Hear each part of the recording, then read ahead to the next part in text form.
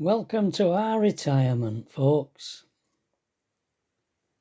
The drive-in movie. Oh. The film. It was an old film. An old film called The Drive-In Movie. It must have been in the 60s or the 70s maybe, in America. Oh, it was funny. So funny.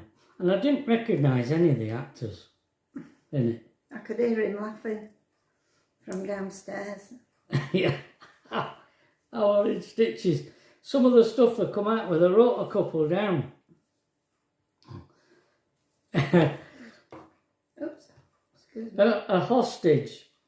A hostage is a bulletproof vest that breathes. That breathes. Yeah. They took this kid hostage. They were funny with this kid. They took him hostage in this car, and they were a bit like Dumb and Dumber, All right. these two. Yeah. And this kid said to one of them about the other one, "Does he rust when it rains?" I thought that was funny. And another one was,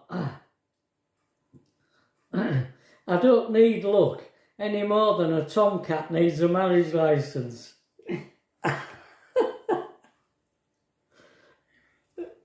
I don't need luck. He was talking about getting off with a girl. Oh. And he says, good luck with her. And he says, "I don't need luck any more than a tomcat needs a marriage licence." Oh dear. It was really funny, the stuff they were coming out with.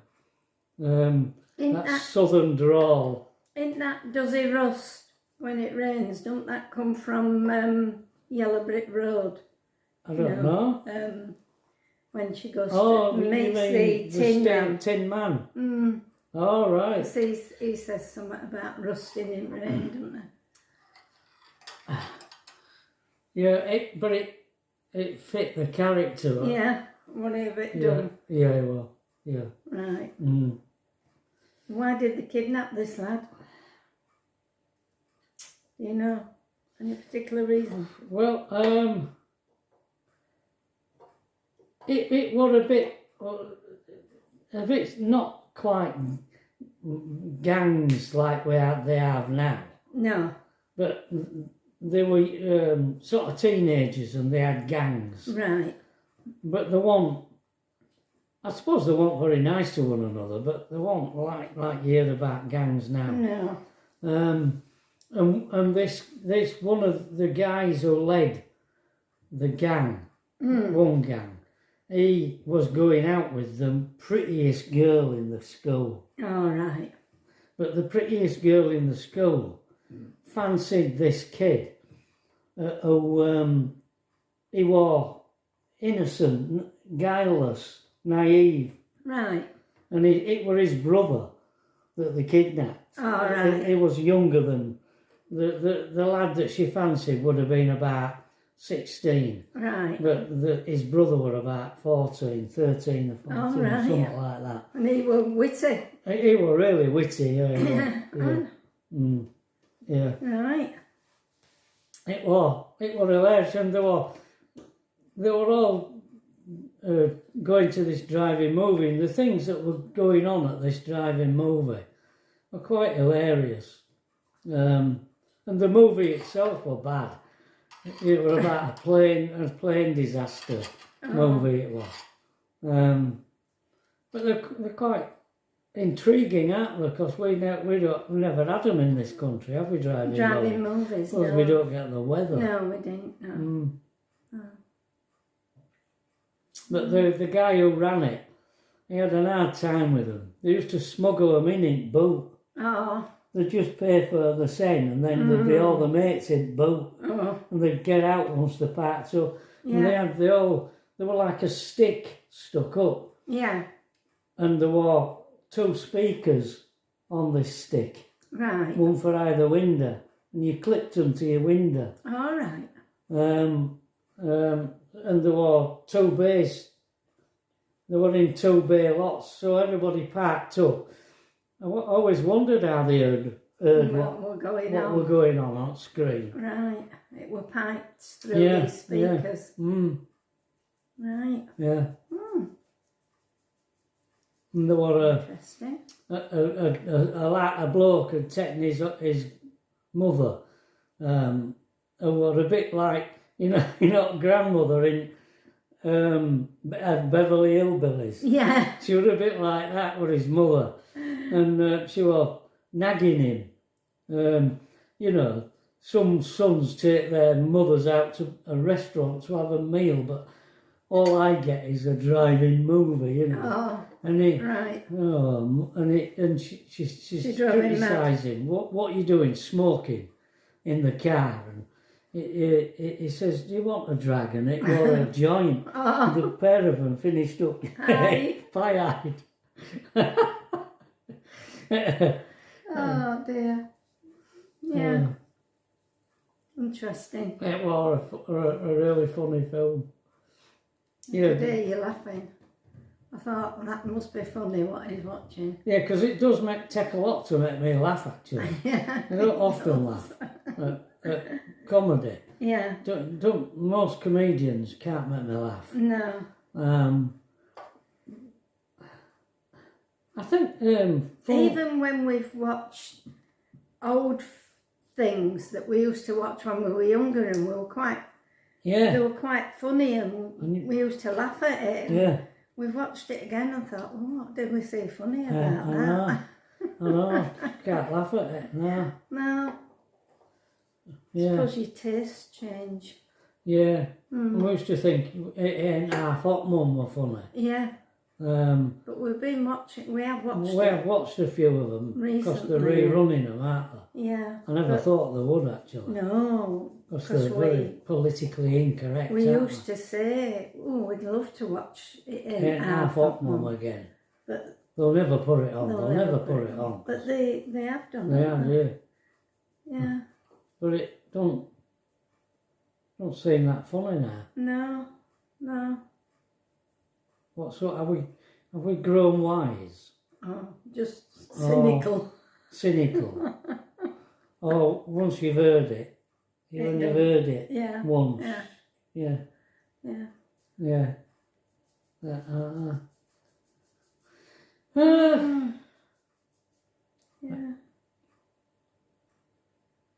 I don't know what else to say. You don't know what else to say? I could go back in time if you like. Oh, what about? What have you got to say about back in time? What have I got to say about going back in time?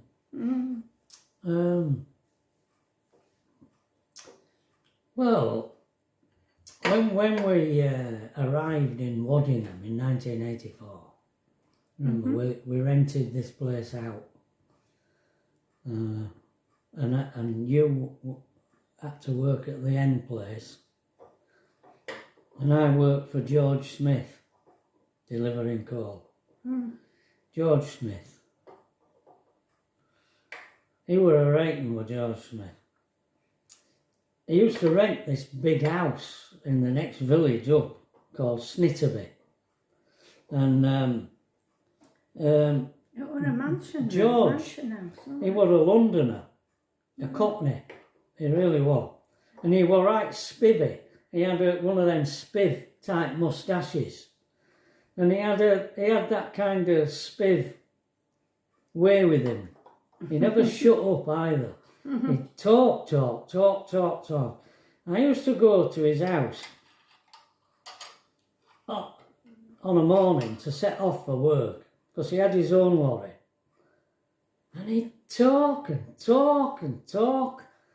I used to think, are we ever going to set off? It used to be getting on for lunchtime.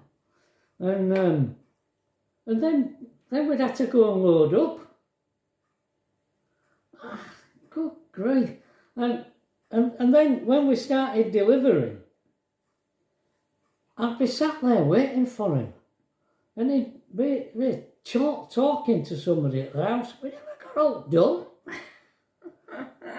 And then he'd have a mad wave of, working until 7 o'clock or something to try and make up for it. But he never did. No. he never did it.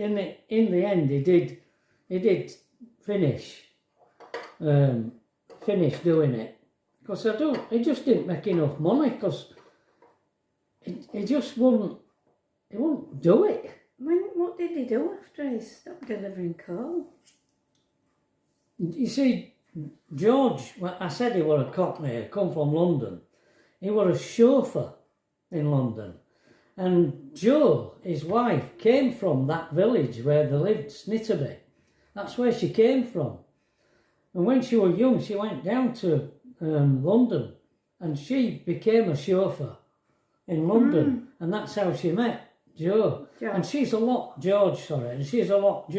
younger than George. But he did have a certain charm about him. You know, you couldn't help but like George. He was just a nice bloke. And he was ever so friendly. And laid back, too laid back, you know. Yeah. They had a couple of kids, didn't they? Yeah. Yeah, together. And I think he started doing peas, but that were only seasonal. You know, when pea viners come, and because a lot of the land round Waddingham, round where we lived, were all arable, and they used to grow peas, but they were harvested in spring, weren't they? What peas? The pea viners. They used to go all night, all day and all night. Oh, you could hear them. Yeah, you could smell them. Smell the peas. It were in the air. Because they had to get them up into the freezer place. There were a bird's eye place in Grimsby, where they used to... They were all done within 24 hours. Well, yeah, they used to pull alongside the pea viners in the fields, and they had to have a special back on them. You know, it was like a stainless steel body, and all the peas went into this stainless steel body up back at truck, and then they used to drive straight to Birdseye, that were open all night, and unload and then come back. And they were all processed fresh, straight out of the field. Hours. Yeah, there they were. And I think he did that for a while, and then Jo went and got a job, and George became an house husband, and Jo went on tills, and one at supermarkets. Yeah, she did, didn't she? Yeah, Tesco's in Market Raisin, I think. Oh, right. I don't know. Yeah, I think so. Yes, I remember her going up. I mean, he were in his 60s, and Jo were only in her 40s. There were 20 years difference. Yeah, at least. Yeah. But anyway, I did that. I did that for a while with George. We've still got a towel that Trevor got from one at Mines. Yeah. You got a couple of towels. Oh, that's another story. Oh. Because this coal lorry that George had, it was one of these where it had a conveyor belt in bottom, and you didn't load sacks of coal onto the back of the lorry. You just filled the lorry with coal, and then when you went to an house, however many bags, it was a ton. Each bag weighed, no, it wasn't a ton. It was an 100 weight. Each bag contained 100 weight of coal, and you put it on a... Nearly did it again. God, so you've got to watch it. Take your dinner away from you if you don't finish it in time. Sorry. Yeah, each house you go to, if they wanted 5 bags of coal, you filled the one. Well, we had 1 bag each, and it was a big stiff thing that you put and it filled up, and then you carried it in, emptied it, and brought it back. And we used to have to go to the pit to fill the lorry up. And we used to go to these pits. I think, I don't know where they were, Donny, round Donny, I think, Doncaster area. I think. Quite away. Yeah, probably the nearest. Yeah. And I think there were maybe 2 or 3 pits that I used to go to for coal. And all these pits, they were all, at that time in the 80s, they all had, we used to go into their dining hall and have a drink, a coffee or something. And they'd have targets on wall. And all these mines were exceeding the targets. And yet Thatcher still shut them down. They were still shut down with these saying pits. that they weren't producing enough. They were successful mines. Yeah. But they were still shut down. Yeah. I always remember that. And what about the towel? I don't know about the towel. I thought you were going to tell me how you come by it. No, I don't remember the towel. I thought the towels were from Army. No. We've got some towels that came from America that Mick gave us from Mick's mum. Ah, yeah. His mum sent him some Mick's towels. mum was married to an American and she lived in America. That's our friend Mick. And he gave us these white towels. Well, we've still got a couple of them. I use them for drying my hair. They've got like little horses on bottom. They're white with little horses on. And then you brought this brown towel that's sort of got some kind of an etching on it. It's a bath towel. We've had that since. And that came from George? That came from a mine. Did it? Yeah. I think you'd bought them or something. From this mine. I have no recollection whatsoever. We only have the one, but we've still got it. It's upstairs. Wow. I mean, you talk these towels. Yeah. I mean, the towels I brought back from Germany, were any of them left? Have they all gone now? I don't remember that, darling. Oh. Well, the towels that... I thought we had some towels that I brought back from Germany. No, we've got the mixed towels. Right. And we've got... Right. That towel that George gave us. Well, we lived here when Mick gave us them towels. We did, yeah. So that what, 70s, 80s, wasn't it? Yeah. We still got them. Yeah, yeah. Don't mess about us. I reckon I've still got clothes in wardrobe from there and all. Possibly.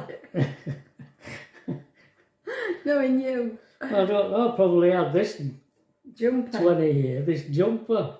And that was given to me. I think Mick gave me it. All right. This jumper. Right.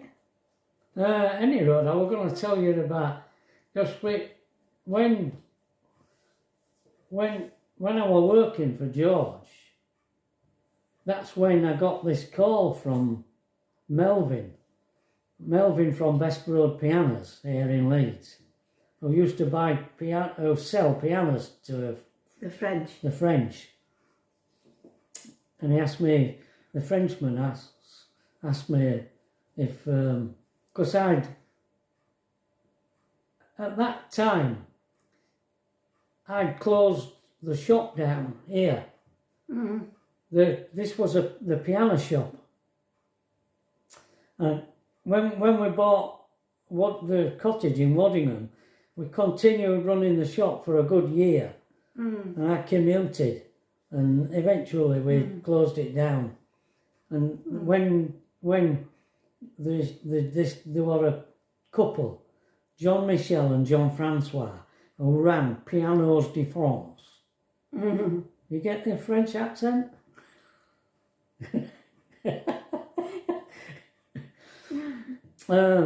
They said, would Trevor like to come and work for us? Because I didn't have a piano tuning round down in Lincolnshire, and you were just doing odd jobs. Yeah, and I did close the shop down. So we were trying to do something, you know. So I thought, well, yeah, it's better than no, better than delivering coal. Mm. So I said, yeah, I'd do it. So that's when I started, that was in 1985, and that's when I started going to France to tune pianos in their shop. They had a shop in Caen, and I used to tune all the pianos in their shop.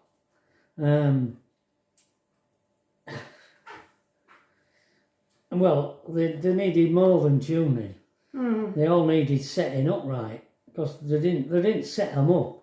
They just rebuilt. They rebuilt them, sort of.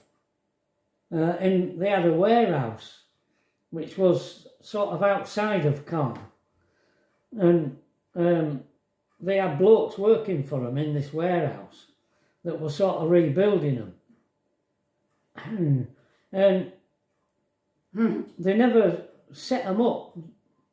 They never played properly, and so I used to set them up and tune them in the shop.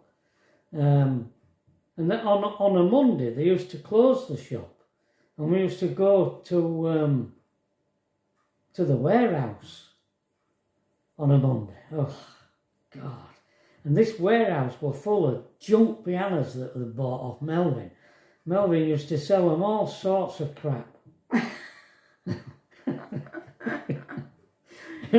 They'd buy anything. Yeah, they would, wouldn't they? Yeah, they would. And I don't know who bought these pianos from them over there in Car.